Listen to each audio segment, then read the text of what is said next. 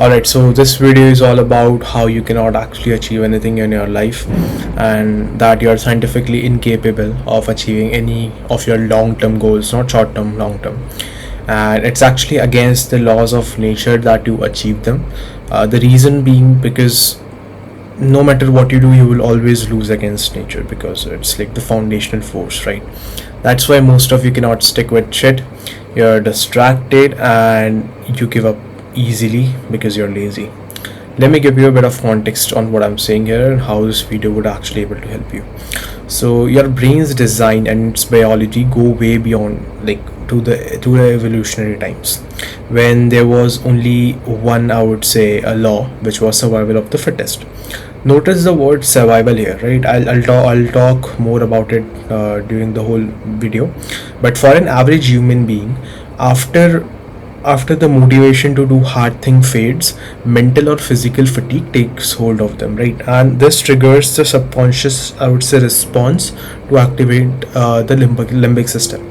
Now, people who don't know about limbic system, I'll highly insist that you go and read about it on like internet and stuff, because that's where I learned it from. And like for an animal that we are, who's born in nature, fatigue equally translates to the threat that we face, right? So anytime you want to do something hard or delay gratification, your limbic system, the subconscious mind that you have, sees that as an attempt to kind of kill itself, if that makes sense.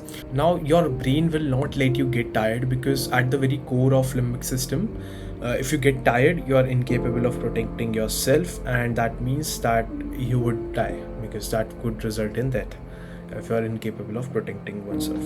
And I know it doesn't really make any sense, like how am I, like typing something or reading a book or running a few miles would kind of kill me. Like, it's, of course it's not going to kill you, it won't. But in biology, this term for this phenomenon is called cognitive laziness, or in neuroscience it's called default mode.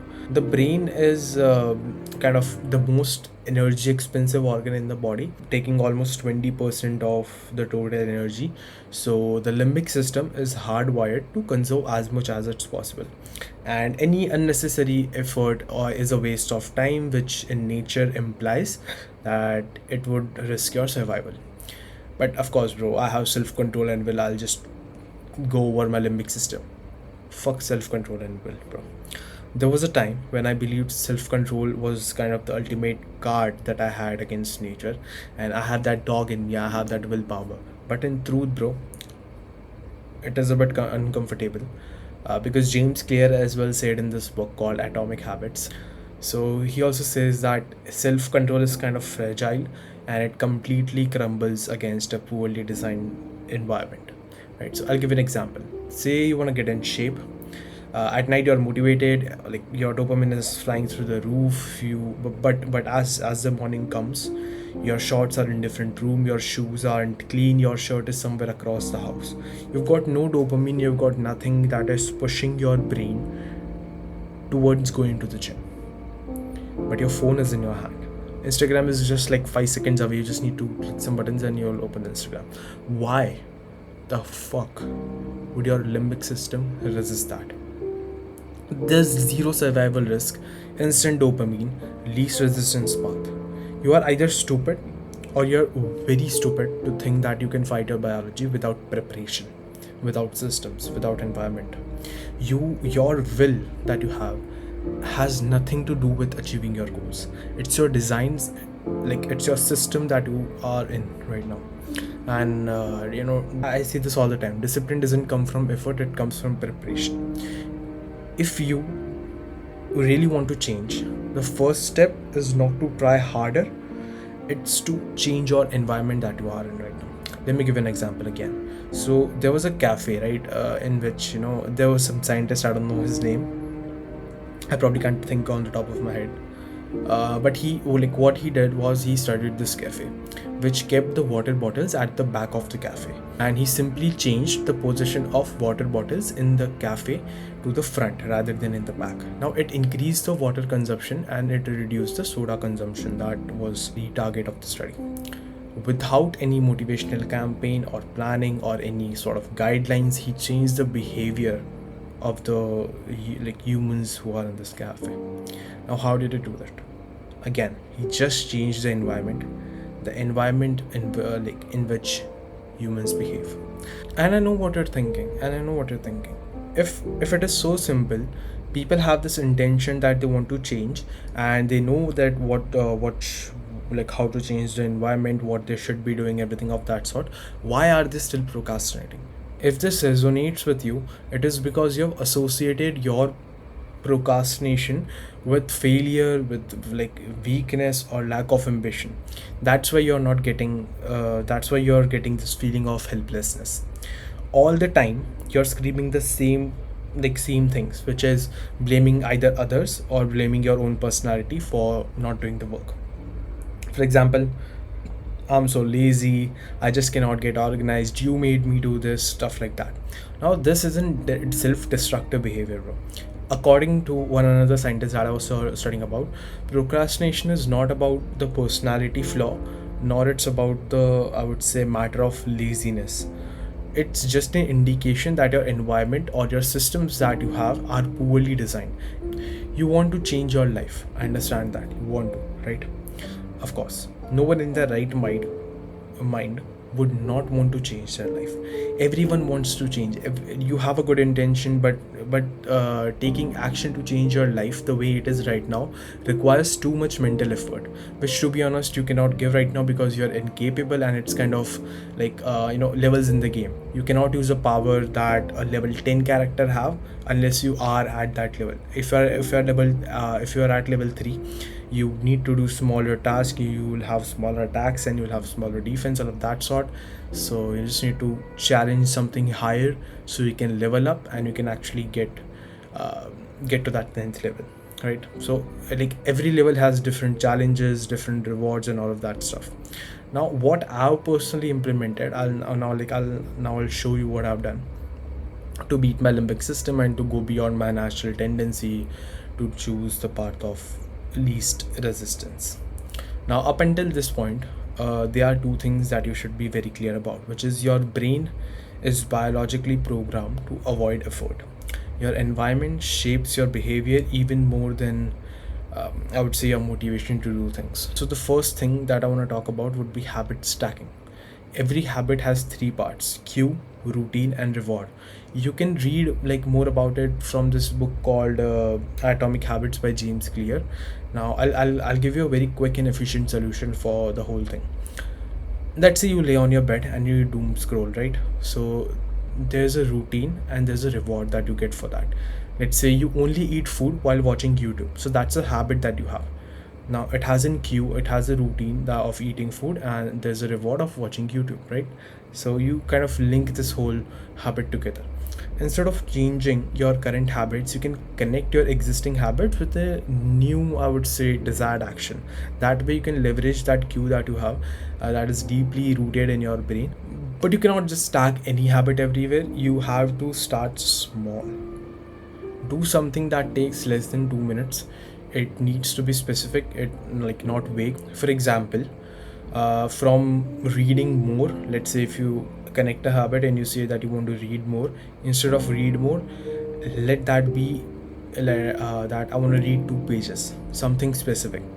Now this new action has to happen instantly after the previous action. No time for your mind to think about it. And if you follow this logic, you'll create kind of mental tracks, that your mind has to follow. Like you no longer have to decide whether to do this or not. Your body will do it eventually if you stick to it long enough. Let's say after waking up, you are habitual to eat something sugary, right? Let's you have some coffee with or some ice, or sorry, ice you have some coffee, you have a tea which has sugar in it, or whatever the case may be.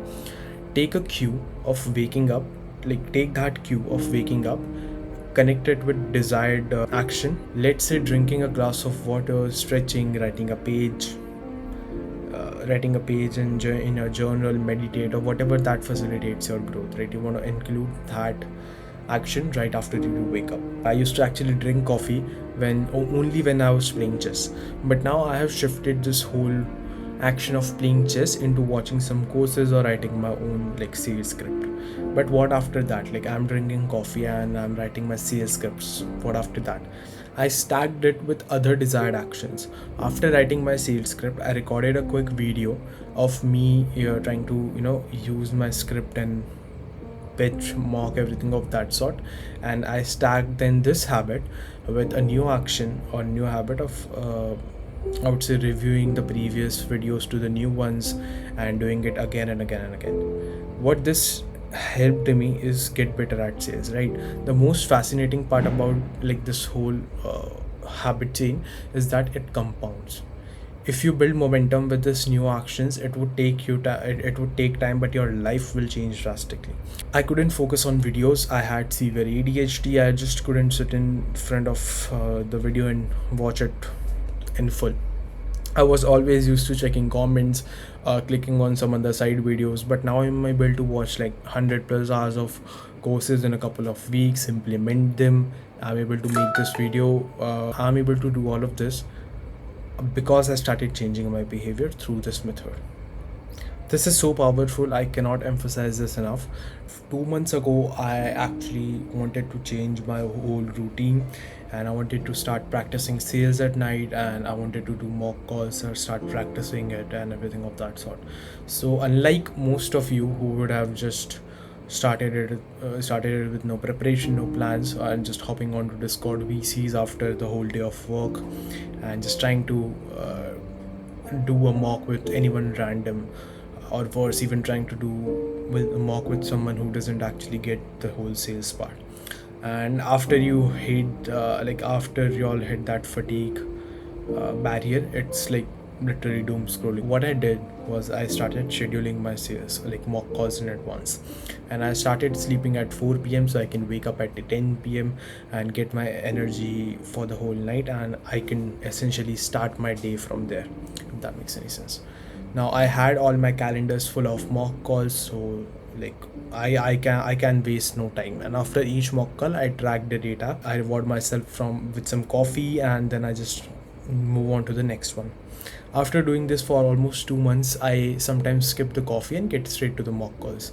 And I was creating these sleep coffee scheduling habit change so I can get better at sales. That was my whole goal.